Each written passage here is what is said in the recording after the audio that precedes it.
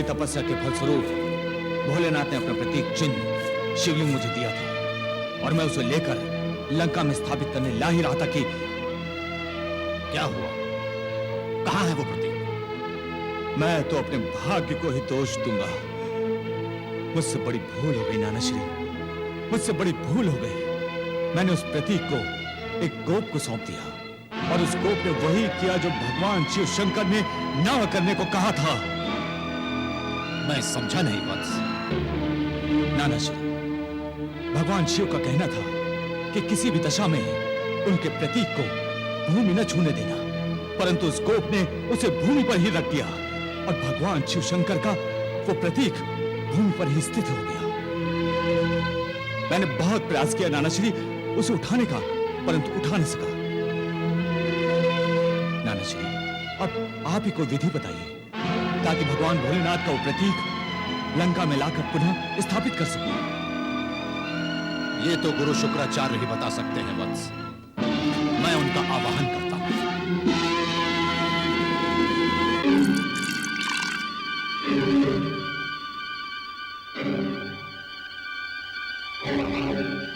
ओम गुरु शुक्राचार्य।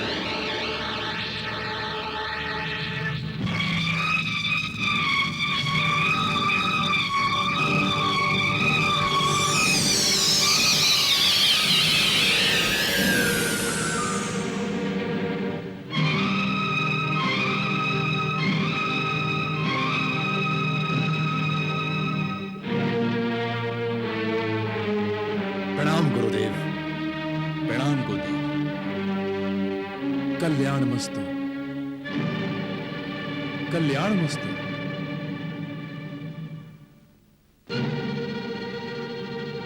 मुझे किस लिए स्मरण किया है वत्स? गुरुदेव, मैंने बहुत कठिन तपस्या करके भगवान ब्रह्मदेव को प्रसन्न करके अजय रहने का वरदान प्राप्त किया था और बड़ी भक्त वत्सलता से भगवान शिव ने अपना प्रतीक शिवलिंग मुझे लंका में स्थापित करने को दिया था, परंतु मैं मूर्ख। तुमने जो भूल की है वत्स, उसका दंड तो तुम्हें भुगतना ही होगा। नहीं गुरुदेव, इस दंड का प्रायश्चित मैं किसी और ढंग से कर लूंगा, परंतु शिव की छत्र छाया मुझे लंका पर चाहिए, चाहिए गुरुदेव।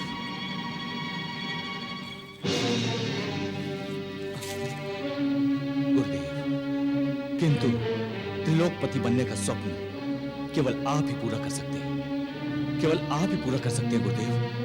वो सब मेरे हाथ में नहीं है रावण, मेरे हाथ में नहीं है। आप मार्गदर्शन तो कर सकते हैं गुरुदेव। मैं राक्षसों का गुरु होने के नाते रावण का सदैव ही भला चाहूंगा।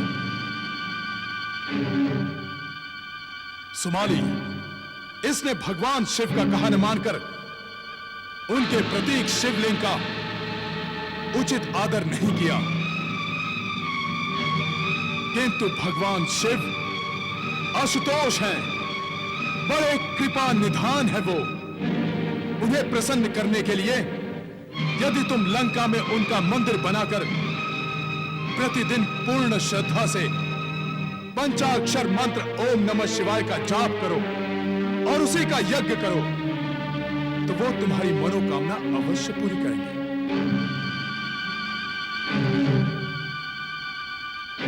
तुम्हारा कल्याण हो।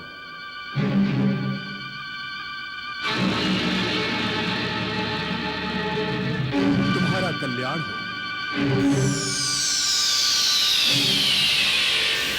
नानाश्री, मैं आज ही मंदिर बनाने का कार्य आरंभ कर देता हूं। आज से पूर्ण श्रद्धा के साथ तप और यज्ञ तब तक करता रहूंगा जब तक त्रिशूलधारी रुद्रावतार भगवान शिव शंकर साक्षात मुझे दर्शन न दे दे। ओम नमः शिवाय।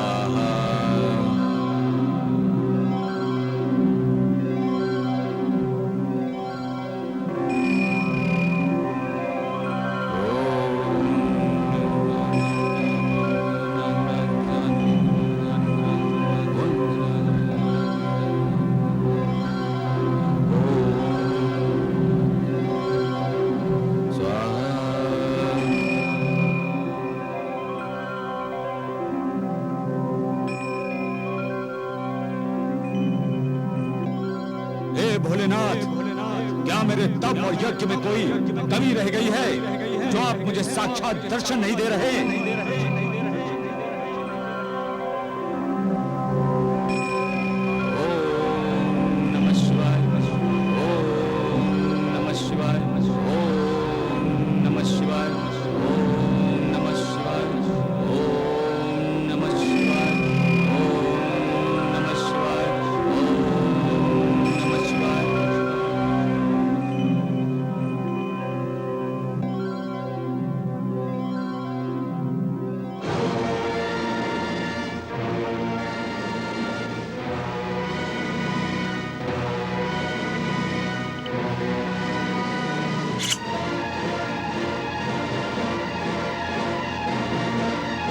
कैलाशपति, हे त्रिशूलधारी, हे शिव शंकर, हे महादेव, हे पिनाकपाणी, हे जटाधारी, हे रुद्रावतार, यदि आपने मुझे दर्शन नहीं दिए तो मेरा जीवन व्यर्थ है।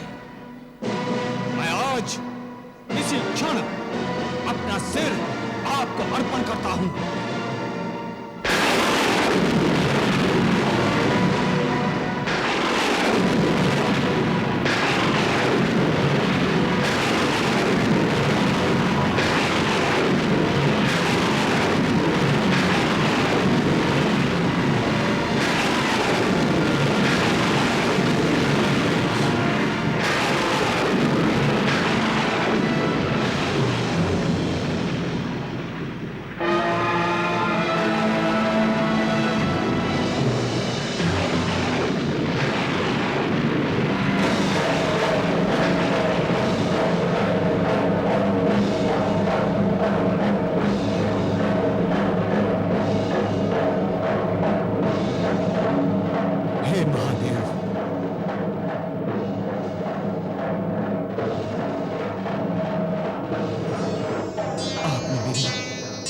सुन ली प्रभु, मैं अनुग्रहित हुआ प्रभु, मैं अनुग्रहित हुआ। रावण, तुम्हारे जैसा भक्त न कोई आज तक हुआ है और ना ही होगा। तुमने जो सिर मुझे भेंट किए हैं वो तुम्हें फिर से प्राप्त हो जाएंगे। कोई वर मांगो वत्स। प्रभु, मैंने आपके लिए ये शिव मंदिर बनवाया है।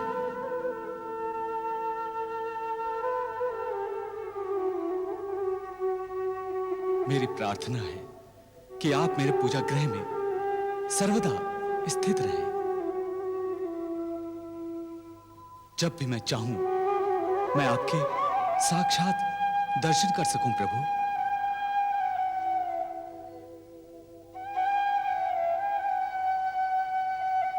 तथास्तु।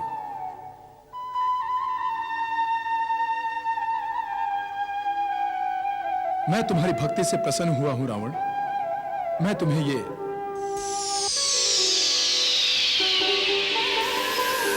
चंद्रहास खड़ग प्रदान करता हूं। इसे स्वीकार करो रावण।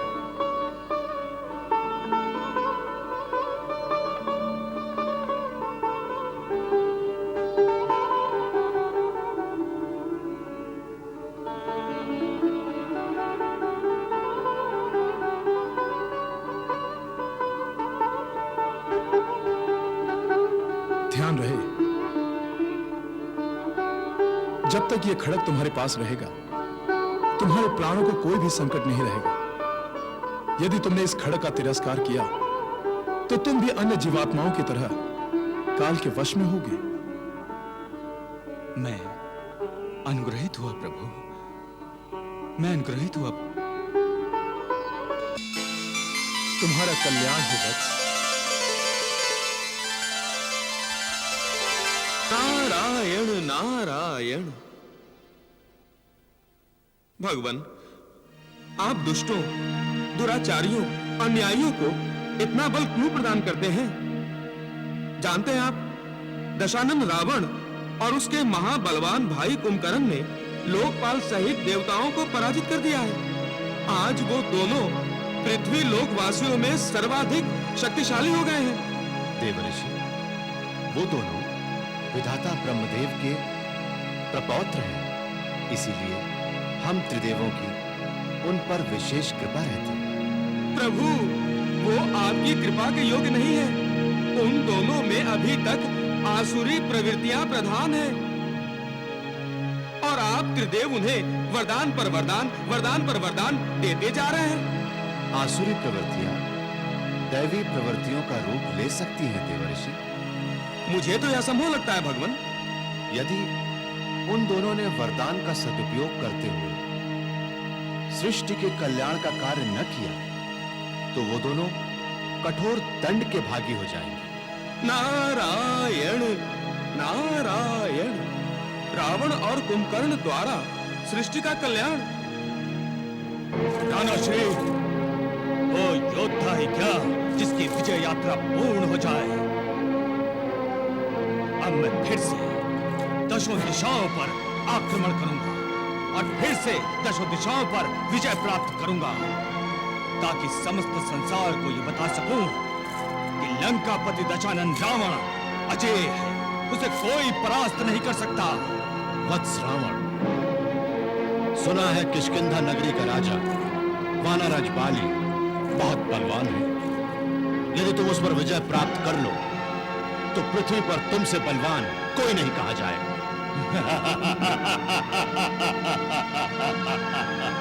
बलवान तो मैं हूं ही नानाश्री। अब वानराज बाली पर विजय प्राप्त करके ही आपके दर्शन करूंगा।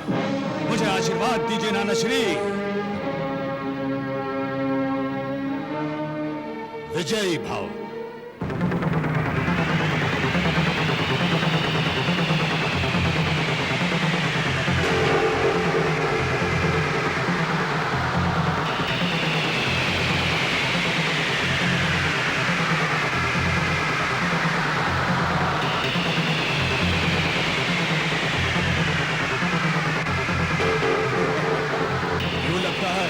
किष्किंधा नगरी है, तो मुझे यहीं नीचे उतरना होगा।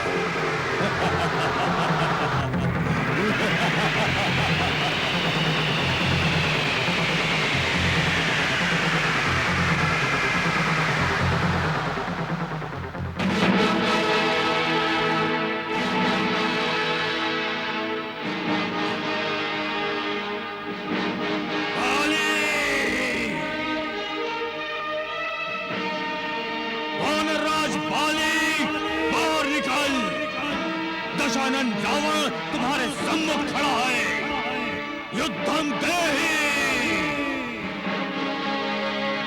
बाली,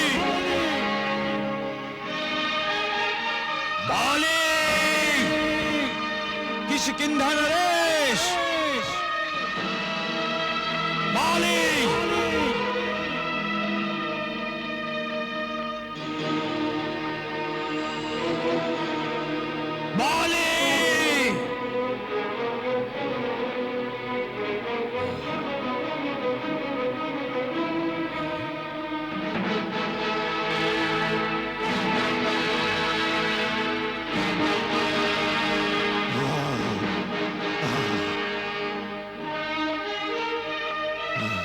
अच्छा, तो तुम हो बाली।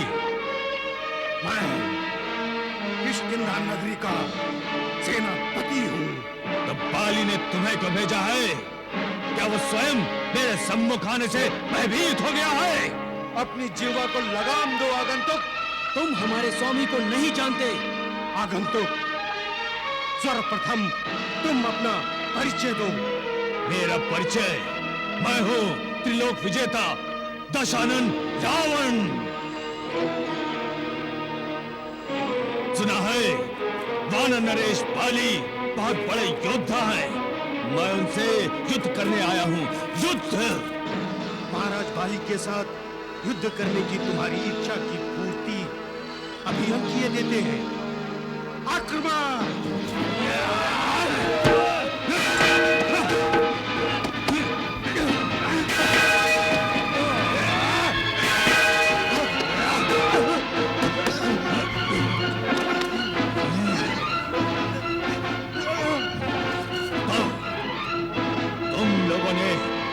युद्ध करने की इच्छा और तीव्र कर दी। बताओ, वानरराज बाली कहाँ है? महाराज बाली समुद्र तट पर भक्ति वंदना कर रहे हैं। सागर तट पर बाली!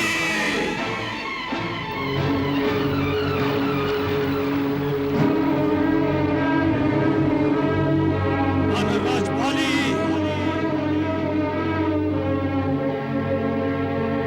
वानरराज बाली!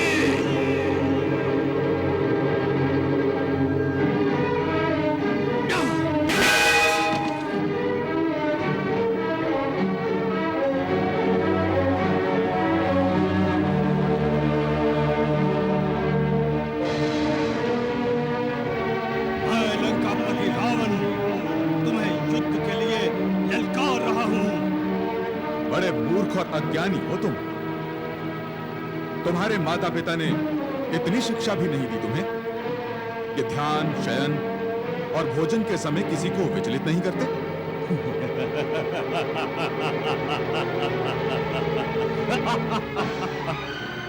मैंने तो केवल एक ही शिक्षा पढ़ी और वो है युद्ध। युद्ध करने की तुम्हारी कामना अवश्य पूर्ण होगी और सदा के लिए पूर्ण हो जाएगी। फिर तुम कभी युद्ध करने के योग्य नहीं होगे। किंतु मेरी संध्या पूजा पूर्ण तो होने दो।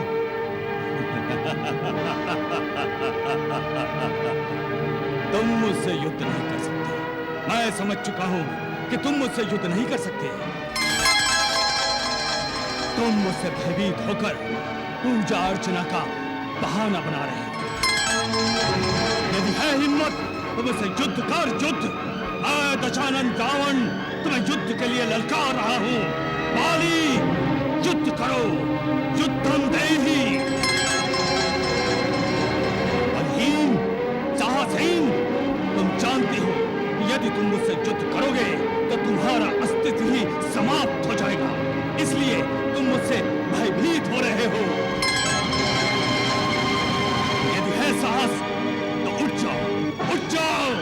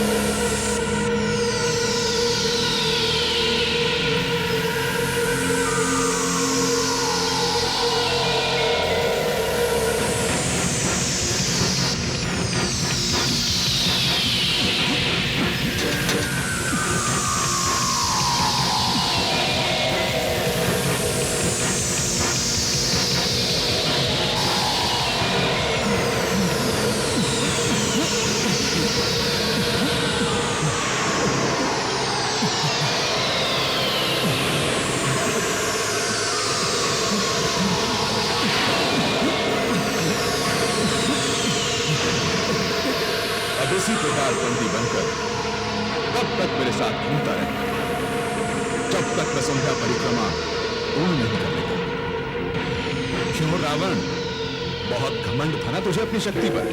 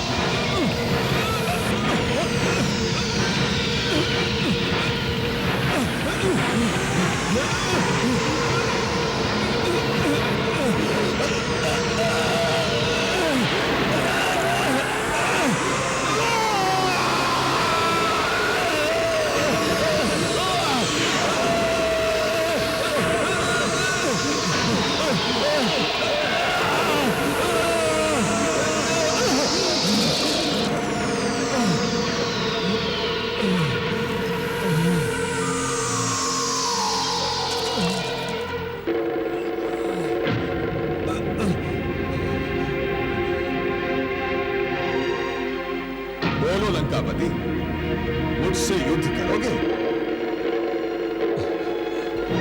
मैंने आप जैसा वीर आज तक नहीं देखा। आप तो बलवानों के भी बलवान हैं। जाओ, अपनी लंका लौट जाओ। फिर कभी किष्किंधा की ओर आंख उठाकर भी नहीं देखना।